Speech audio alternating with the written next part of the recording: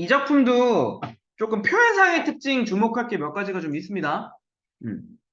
그냥 냅다 외우고 들어갈 것이 아니라 먼저 좀 한 가지만 깔고 가면 여기 대놓고 요거 때문에 그래요. 너의 자세는 나오잖아. 그쵸? 너라고 하는 인칭 대명사를 썼어. 중심 대상인 분수에게. 괜찮아? 그럼 결과적으로 이건 뭐라고 얘기해? 중심 대상인 분수 있죠, 분수? 의인화해 준 거라고. 됐죠? 하면 제일 좋아요. 네. 괜찮습니까? 분수를 의인화해주고 있습니다. 그러면서 이제 뭐라고 얘기하냐면 분수가 뭐 하는 존재야? 발돋움하는 너거든요. 물론 여기도 반복했지. 발돋움하는 반복은 강조. 됐죠? 운율도 그렇고. 저것도 문장구도 반복되는 거예요. 문장 구조라고 하기에는 지금 발돋움하는이라고 하는 그냥 구절만 반복됐을 뿐이죠. 문장 구조라고 하면 비슷하게 생긴 문장이 반복돼야 되죠. 그러면 저 밑에 그렇죠? 하는 건 그거는 어미의 반복이라고 보통 얘기하죠. 자, 운율 형성하는 거랑 그 다음에 발돋움하는이라고 하는 성질을 강조하는 겁니다. 괜찮죠? 분수의 성질, 강조. 괜찮죠? 발돋움한다라는 거는 위로 오르려는 거거든요. 너네 알잖아, 분수 뭔지. 분수 이렇게 위로 올라가잖아. 괜찮습니까? 여기서 발돋움한다라고 하는 거는 상승의 이미지야. 괜찮죠? 상승의 이미지. 근데 상승하려고 하는 너는 됐지? 왜 이렇게 두 쪽으로 갈라져서 떨어져야 하는가? 갈라져서 떨어진다라고 됐죠? 얘는 지금 분열하고 떨어지는 하강의 이미지죠. 됐습니까? 지금 분수라고 하는 소재에 대해서 대립적인 이미지가 사용됐어요. 됐죠? 이미지의 대립이에요. 괜찮습니까? 그럼 결과적으로 보면 여기서 이야기하는 상승, 올라가려고 하는 분수의 모습은 이상을 추구하는 모습이야.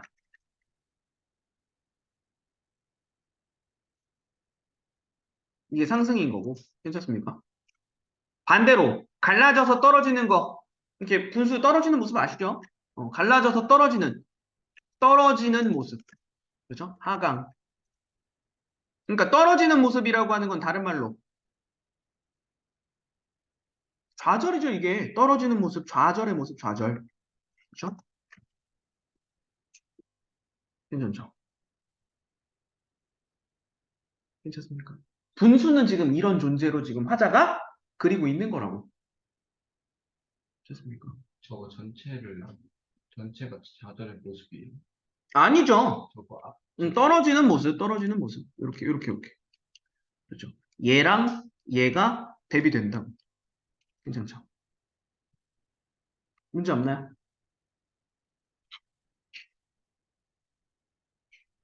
그래, 아까 얘기한 거 지금 미리 체크하고 갑시다. 여기 뭐 하는가 라고 하는 어미가 문단마다 계속 반복되죠? 그래, 요것도 그냥 미리 잡고 갈게요.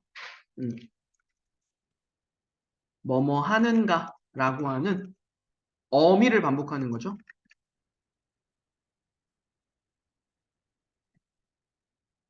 되는 건 포함이에요. 네, 다 포함되는 겁니다. 뭐뭐 하는가. 음. 화자의 인식이 강조되는 거죠. 인식, 정서 강조. 이겠습니까? 운율감은 당연한 거라 그랬어요. 뭔가가 반복되면. 그러니까 지금 첫 번째 연에서 보는 건 갈라져서 떨어져야 하는가라고 이야기하는 거에서는 그 모습이 분수가 자꾸 상승하려고 하나 떨어질 수밖에 없는 것은 근원적인 한계잖아, 이게 지금. 괜찮죠? 그 분수의 근원적 한계를 그리고 있어. 그리고 여기에 대해서 안타까움을 느끼고 있는 거죠, 화자가. 됐나요? 넘어가도 되겠죠? 중력이라고 하는 존재가 없어지지 않는 한 이건 반복될 수밖에 없죠. 좋지? 다음 년 내려갈게요. 자, 그리움으로 하여 왜 너는 이렇게 산산이 부서져서 흩어져야 하는가? 여기서 이야기하는 그리움이라고 하는 거. 무엇에 대한 그리움? 이걸 완성할게요. 이상에 대한 그리움. 됐죠? 괜찮습니까? 분수라고 하는 대상이 뭔가 이상을 꿈꾸는 존재를 지금 계속 생각하는 거야. 그러니까 그 이상을 원하는 마음 때문에 너는 이렇게 산산이 부서지고 흩어지는 거. 당연히 세모죠? 부서지고 흩어지는 거. 이게 좌절과 고통을 겪어야 하는가? 괜찮죠? 문제 없습니까? 분수의 모습을 통해서 화자가 지금 생각하고 있는 바가 이겁니다. 분수, 고통과 좌절을 끊임없이 겪으면서 이상을 꿈꾸는 존재. 됐죠? 다음 넘어갈게요. 두 번째. 자, 모든 것을 바치고도, 괜찮죠? 모든 것을 바치고도 그만큼 열중하고 있는 거죠. 왜 나중에는 찢어지는 아픔, 세모죠? 찢어지는 아픔?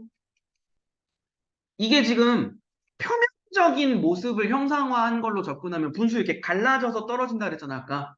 그쵸? 분수가 갈라져서 떨어지는 모습인 거야. 결과적으로 이건 뭐가 되는 거냐면, 됐죠?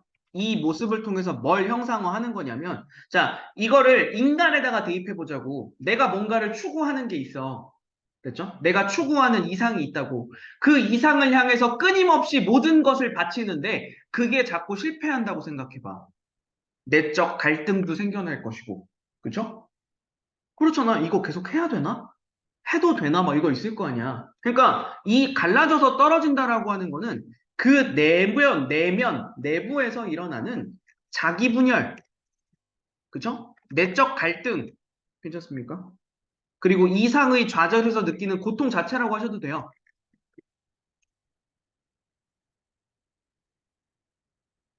괜찮죠? 을 형상화한 걸로 지금 보시면 된다고. 됐습니까? 문제 없죠? 이런 작품을 보면서 나는 이제 간혹, 아, 시 아무나 쓰는 거 아니구나, 라는 생각을 해요. 분수 보면서 지금 이런 관념적이고 추상적인 걸 생각한 거야. 분수 보면서. 분수, 오, 예쁘다, 막 이게 아니라. 됐죠? 넘어갑시다. 네가 네 스스로에 보내는 이별의 안타까운 눈짓을 가져야만 하는가? 똑같죠? 안타까운 눈짓이라고 하는 거. 괜찮지? 이별의 안타까운 눈짓이라고 하는 거. 이별이라고 하는 것도 역시나 갈라지는 거죠? 분산되는 거죠? 쪼개지고 나눠지는 거죠? 분수가 갈라지는 그 모습 생각하시면 되는 거예요. 됐죠? 결국 이상에 도달하지 못하는 좌절과 분열의 아픔을 형성한 거지.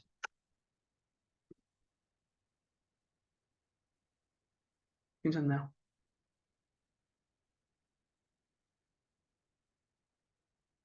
됐습니까? 여기까지만 보면 분수가 진짜 불쌍하고 안타까운 존재처럼만 그려졌잖아.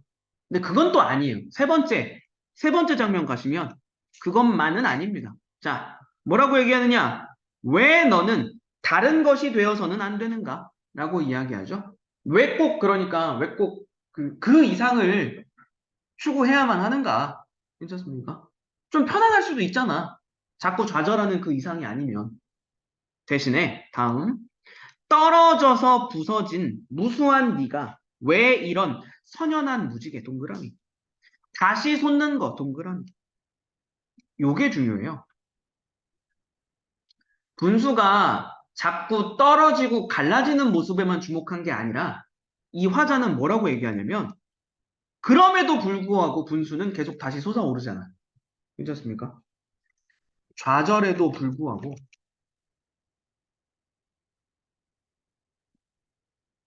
도전을 계속하는 거죠. 괜찮습니까? 도전을 지속한 분수의 아름다움 그리고 분수의 그 의지 있죠. 어차피 의인화한 거니까. 괜찮죠? 여기에 대한 예찬이죠. 태도를 보이는 거지, 지금. 괜찮습니까? 됐나요?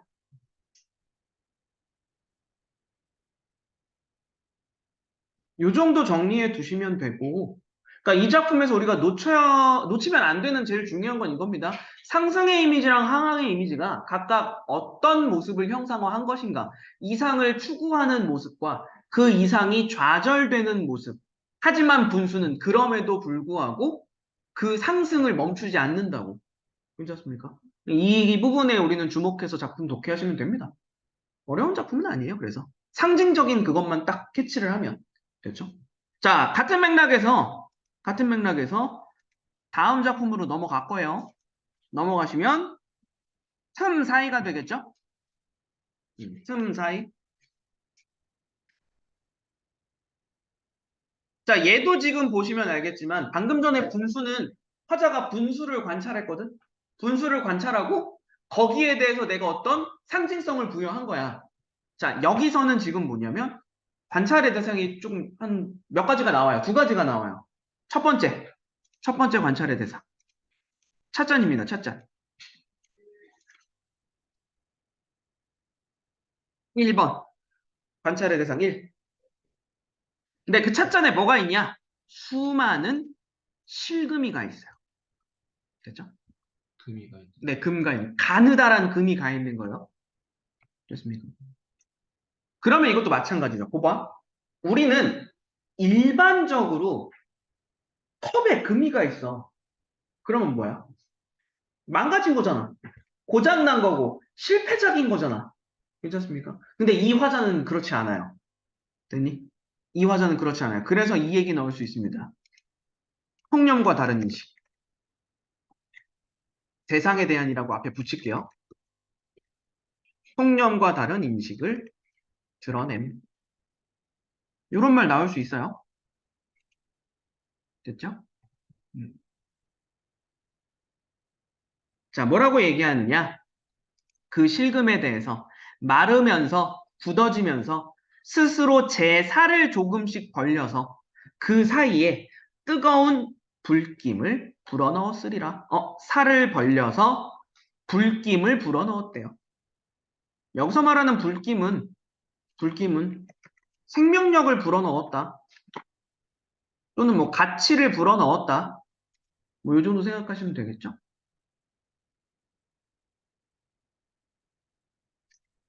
벌려서 불김을 불어넣었다. 여기에 찻잔을 의인화했다라고 얘기하는 경우 많아요. 괜찮죠? 그리고 얽히고 설킨 그 틈 사이로 바람이 드나들 수 있었고요. 괜찮습니까? 바람이 드나들 수 있었고요. 비로소 찻잔은 그 숨결로 살아있을 수 있고요. 괜찮습니까? 그래서 계속 맥락 이어지니까 일단 좀 내려가서 조금 더 정리해 볼게요. 결국 찻잔이 그 틈과 사이들이 실뿌리처럼 찻잔의 형상을 이룰 수 있게 만들어 주었다. 라고 얘기하는 겁니다. 괜찮습니까? 문제 없죠. 그러니까 결과적으로 지금 다시 한번 통념과 다르다라고 얘기할 수 있는 게 이거야. 잔에 금이가 있으면은 이거는 고장난 거, 망가진 거, 실패자이라고 일반적으로 생각하지만 이 글의 화자는 찻잔에 실금이 있음으로써 찻잔이 모양이 완성된 거다. 이거 덕분에 완성될 수 있었다. 라고 얘기하는 거고. 두 번째, 틈 사이가 고울수록 깨져도 찻잔은 나를 세우지 않는다. 이것도 틈 사이의 가치예요. 깨져도 날카롭지 않게 된다. 이 덕분에. 괜찮습니까? 생겨나면서 미리 제 몸에 새겨놓은 돌아갈 길, 그 보이지 않는 작은 틈 사이가 찬물을 새지 않게 한단다. 라고 얘기하는 거죠. 여기까지 괜찮습니까? 그럼 여기까지 한 장면 끊어줄게요. 여기까지 한 장면 끊어주면 단순해요. 굉장히 단순합니다. 틈, 사이가 찻잔을 완성하고, 그렇죠? 찻잔을 완성하고, 그렇죠? 부드럽게 만들어주는 거죠. 날 세우지 않게 하고, 그리고 찬물을 새지 않도록 만든다.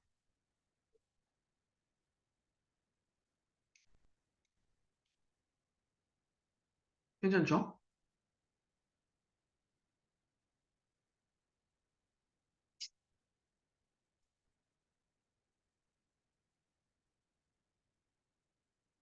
넘어가도 되겠죠? 다음 장면. 다음 장면. 두 번째, 콘크리트 건물 벽. 네모 치시면 돼요. 콘크리트 건물 벽. 두 번째 관찰 대상이야. 관찰 대상 2. 콘크리트 건물의 벽도 양생되면서, 여기서 양생이라고 하는 건 이제 콘크리트 이게 굳어지는 거예요. 시멘트 이렇게 부어놓으면 이게 굳는 걸 양생이라고 하거든요. 굳어지면서 제 몸에 수많은 실핏줄을 긋는다. 여기서 이야기하는 이 실핏줄이 틈과 사이가 생긴다는 거죠. 괜찮죠? 그 미세한 틈 사이가 어떤 역할을 할 수 있어? 차가운 눈과 바람과 비를 막아준다. 진동과 충격을 견디는 힘이 되는 거지. 괜찮습니까? 끊어주세요. 두 번째도 똑같은 겁니다. 콘크리트가 굳어지는 과정에서도 틈과 사이가 있어야 눈과 비를 막아주고 진동과 충격을 견디고 이렇게 얘기하는 거죠. 그래서 이걸 갖다가 설명 여하에 따라서 아니 근데 이거 팩트를 생각해봐. 팩트를 생각해봐. 야, 찻잔에 금가 있어. 물 새겠지. 콘크리트 벽에 금가 있어봐. 이거 무너지는 거잖아. 이래서 역설적 인식이라고 얘기하기도 해요. 그래서 괜찮습니까? 찻잔, 콘크리트 벽, 역설적 인식. 괜찮습니까? 무슨 맥락인지 아시겠죠? 음. 모순된 인식이 드러나는 거야. 금이 가야 튼튼하다라고 얘기하고 있는 거잖아. 됐죠? 금이 가야 튼튼하다. 이거는 역설적인 게 맞죠? 음. 금이 가야 튼튼하다. 그 위에서 완성된다. 이 얘기니까. 됐죠? 틈이 있고 물이 새지 않는다. 그거. 그것도 역설이 되는 거지, 그러니까. 됐나요? 이게 왜 이런 얘기가 되는 거냐면 진짜 이 사물에 대한 이야기를 하고 싶어서가 아니라서 그래요. 자, 마지막 장면 내려가시면 이게 이제 궁극적인 겁니다. 사물에 대한 관찰, 인식을 바탕으로, 괜찮죠? 이걸 바탕으로 결국 뭐 하냐면 인간관계에 대한 화자의 깨달음 전달하는 거예요. 대략 감이 오지 않니? 찻잔과 콘크리트 벽에 틈이 필요하다. 사이가 필요하다 이거잖아. 인간관계가 이렇게 가는 거라고. 자, 마지막 장면 가겠습니다. 마지막 장면. 자, 끊임없이 서로의 중심에 다가서지만, 자, 서로의 중심이라고 하는 거, 서로의 중심에 다가서는 거, 인간관계가 가까워지는 거죠? 그렇죠? 끊임없이 인간관계가 가까워지지만, 벌어진 틈과 사이 때문에 가슴 태우던 그대와 나. 너와 나가 이랬다는 거야. 마지막 하고 싶은 얘기. 과거에 너와 나는 틈과 사이 때문에 가슴을 태웠다고. 그러니까 인간관계가 끊임없이 가까워지게끔만 하려고 하니까, 그렇지? 조금이라도 틈이 생기면 불안한 거지. 초조한 거지. 괜찮습니까? 근데 이제 뭐가 되는 거냐? 색깔 한번 바꿀까요? 틈과 사이까지가 하나였음을 알겠구나. 이게 깨달음이요. 그래서 아, 이게 화자의 깨달음이야. 됐죠? 아, 인간관계에는 틈 사이가 필요하다. 적절한 거리가 필요하다. 괜찮죠?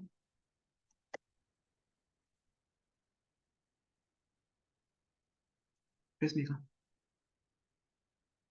결국 하나가 되어 깊어진다는 것은 수많은 실금의 틈과 사이를 허용하는 것이다. 아, 하나가 되어 깊어지는 건 틈과 사이를 허용하는 거래. 괜찮습니까? 역설이에요, 그러니까. 이것도 역설이에요. 됐죠? 왜? 거리가 있어야 하나가 된다, 이거잖아. 그쵸? 사이에 거리가 있어야 하나가 된다. 역설이야. 이게 얼마나 역설적이야. 자, 마지막. 네 노여움의 불길과 내 슬픔의 눈물이 스며들 수 있도록. 그래, 이겁니다.